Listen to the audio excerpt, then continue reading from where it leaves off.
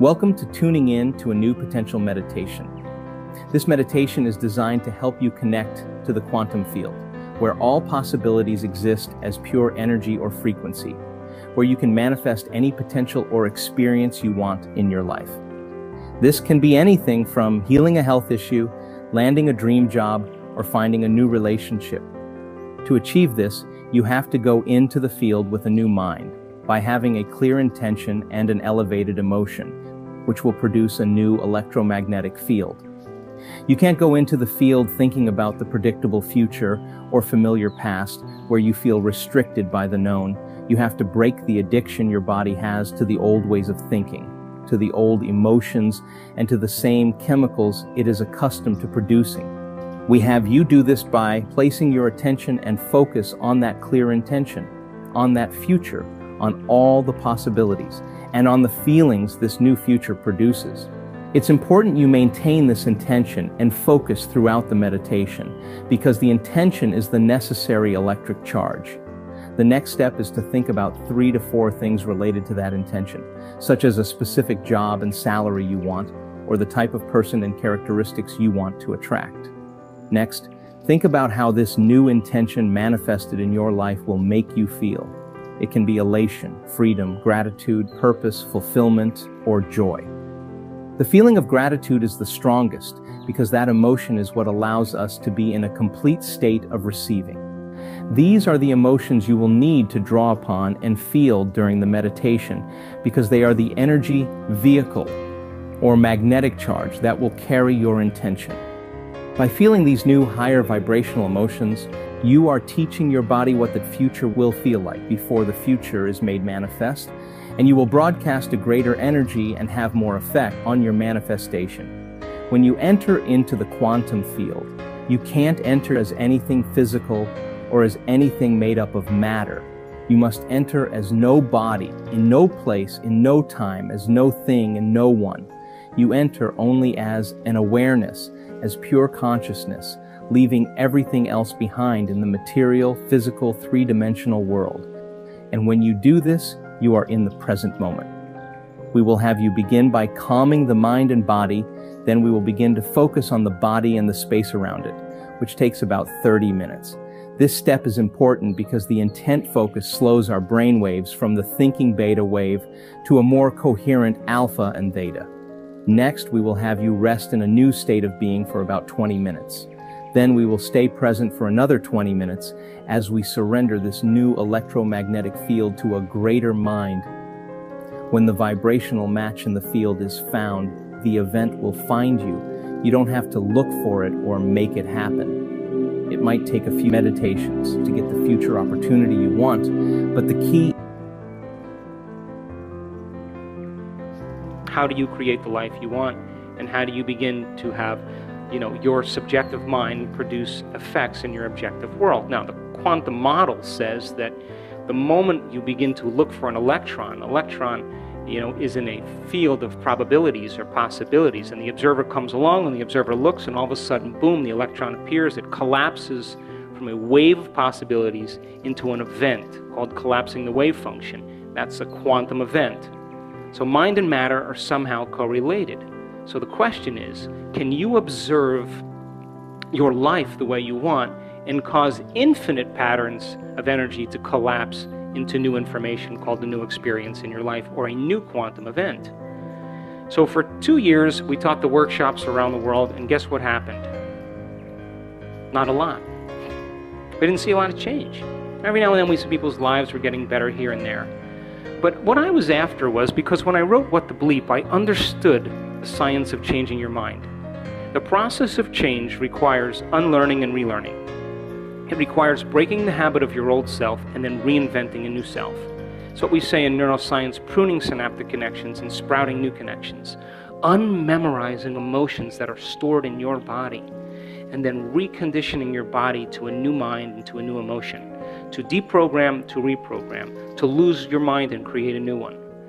To move your energy out of the past and then use that energy to drive you to a new future.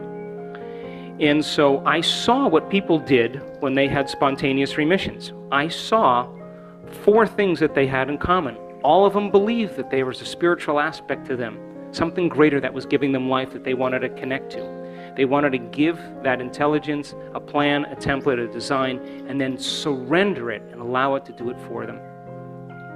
And so I began to realize that many, many people in the world were beginning to embrace this concept of quantum physics and spirituality. The second thing they had in common is they all understood it was their mismanagement of their life that created their disease.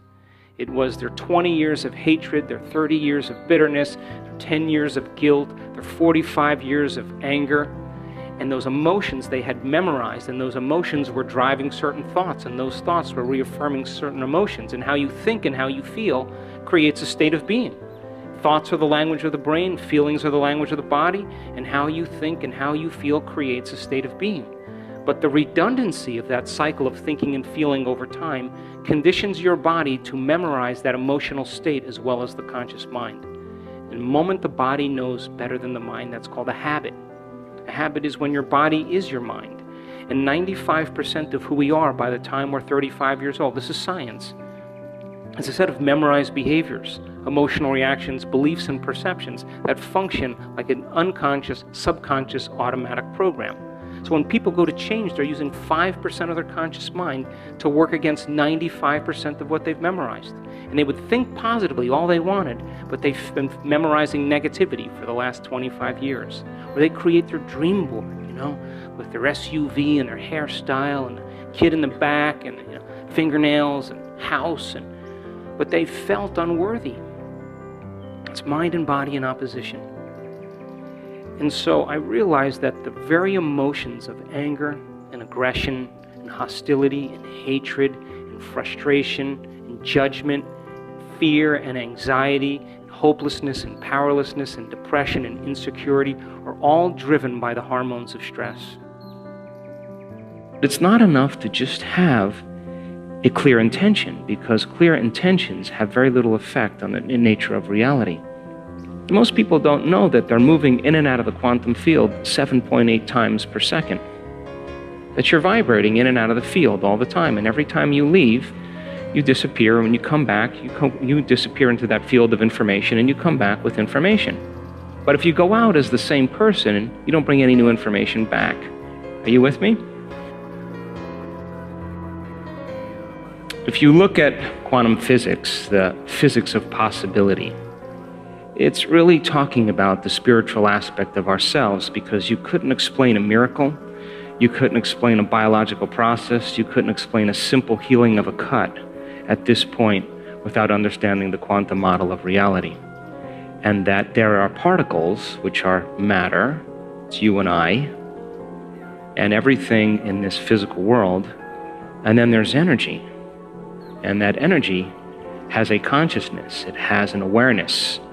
And that energy is a field of information that we are an extension of, that we have access to.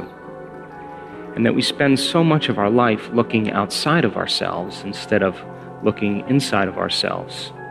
And that we are really conditioned to look just for particles and matter instead of energy and information. And truly, when people reach the end of their beliefs or they're facing crisis in their life, that's the moment they start to turn within and start to ask the bigger questions. And if you were astute enough to look at this in moments of contemplation, if you were wanting to hide God anywhere, it would be a good place to hide. It would be within the human being, because everybody's looking outside of themselves, and we look for reasons to change and regulate our emotional states. We think that things and people and external things will really fulfill emotions that we're trying to change within us. And that truly, when we start to really investigate who we are and look to see how we do that and demystify it, I think once we start to demystify it, it can become a skill. And so Einstein was a super cool guy because he spent a lot of time inward. And at 12 years old, he asked himself this simple question: if I ride my bicycle at the speed of light and I turn my lamp on, I turn my headlight on, will it go on? And so he thought about that question every single day of his life, every day of his life. he would go out in a boat on a lake as a child and lay on his back in the boat and look up at the sky and think about this. And he was building models of understanding. He was working his best to be able to figure out how light and energy were related. He did it for 10 years. He was possessed by the concept. And finally, he was working as a third-rate clerk in a Swiss patent office, and he was watching this man fix the roof across the way. And he just paused for a moment, and he was watching him, and the moment he was watching him, he got this incredible vision. And he understood how light and energy were related. It was a very abstract vision. And it was so abstract and so dimensional that he had to go back to school to learn the mathematics to be able to explain what he saw. And his wife, his first wife, was an amazing scientist, and she helped him with a lot of the mathematics.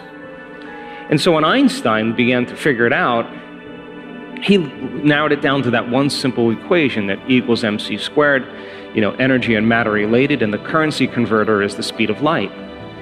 And so it became very interesting because when Einstein published his papers on relativity, he didn't say like, hey, this person said this and this person said this, and I'm going to footnote this person do that. He just said, ladies and gentlemen, this is how it is.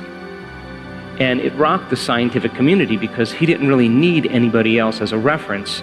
He had a discovery, and his discovery was so unique. And his brain really was wired for the understanding of light, and light was the ceiling of this reality. And so Einstein and Planck started doing these really interesting experiments where they were taking energy and they were putting energetic impulses into metals. And what they were looking to see is if electrons behave the same way as the very large. In other words, when an apple falls from the tree, it falls in a very specific way. It falls towards the center. It falls towards the larger body. So he reasoned, well, if we disturb electrons, and him and Planck were doing these experiments, if we disturb these electrons, then they should fall just like an apple falling from the tree towards the nucleus. It should be predictable, just like it's predictable in Newtonian physics and classical physics. Well, when they started disturbing the electrons, something very unusual happened. The electron gained energy, then it lost energy. And it gained energy and it lost energy. And it gained energy and it lost energy. And instead of it falling like a ball rolling down a hill, it was like a ball rolling down steps. And all of a sudden, they became very aware that the subatomic world, the very tiny, didn't behave like the very large world. And so then they started to look for the electron. They started to try to measure it. And everywhere they looked for it, it appeared. Here's a fun way you can bring handmade elements. Let's unpack that in two ways, okay? First, I think people actually do create programs even past the age of 7. I mean, because a program is something that you've done so many times that you no longer have to consciously think about it. It becomes unconscious. So then 95% of who we are is those unconscious programs. So then becoming conscious of your unconscious self, or how many times do we have to forget and go unconscious till we stop forgetting and start remembering? That means the person who's blaming and complaining and feeling sorry for themselves and judging others, for the most part, that's a program. They're not conscious that they're doing that. They've just done it so many times that it's automatic, right? So if the person wants to truly make the change, then they have to really become conscious of those unconscious states. Now, meditation is one of the tools that we use because meditation is a great way to get beyond the analytical mind and get into the operating system where those subconscious programs exist. So of your conscious mind, 5% of your total mind, and then you have your subconscious mind, which is 95% of how we've been programmed. And what separates the conscious mind from the subconscious mind is the analytical mind. And meditation is a great way to teach people how to slow their brain waves down. And just like anything else, it's a skill. The more you practice, the better you get at it. And if you can slow your brain waves down into this right creative state, then you can rewrite a program. Then you can install a new track. You can rehearse a new way of being, right? Now, a person who wants to become wealthy or get the job of their dreams, they still have to fill out all those applications and they still have to apply, because that's the process in this three-dimensional reality. Now, everything that's in this three-dimensional reality, whether it's an object or a thing or a body or a person or a place we're sitting, everything gives us the illusion of separation. I'm here and you're there, and there's space and time between us.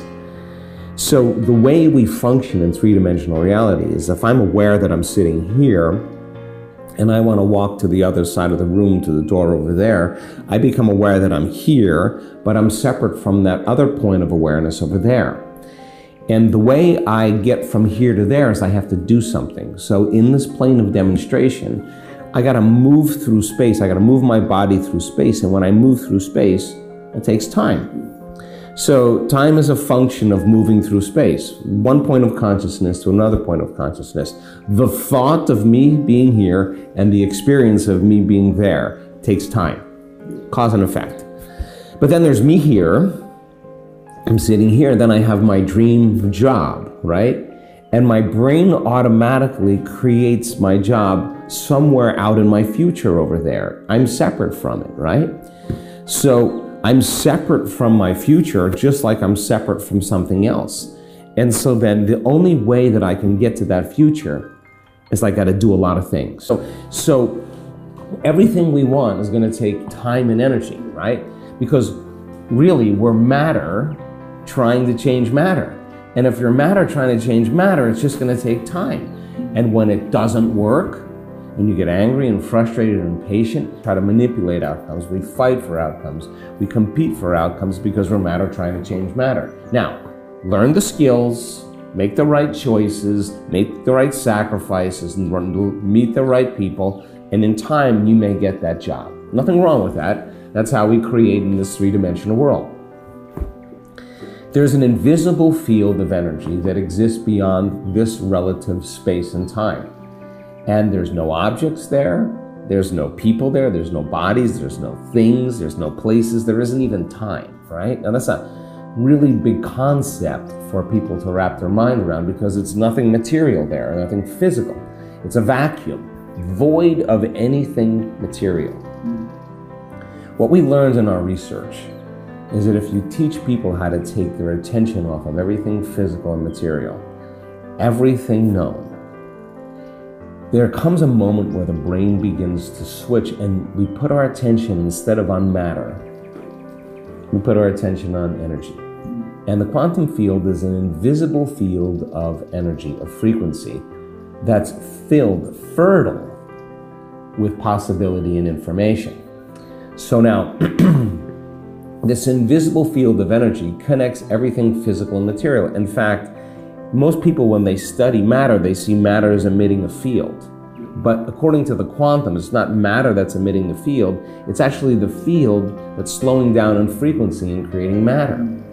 Okay, now if you can reverse that and get a person to a point where they're not their face, they're not their culture, they're not their age, they're not their profession, they're not their diet, they're not a son, or they're not a mother, they're not aware of their cell phone, they're not aware of their car. They're literally, their attention is completely in the present moment.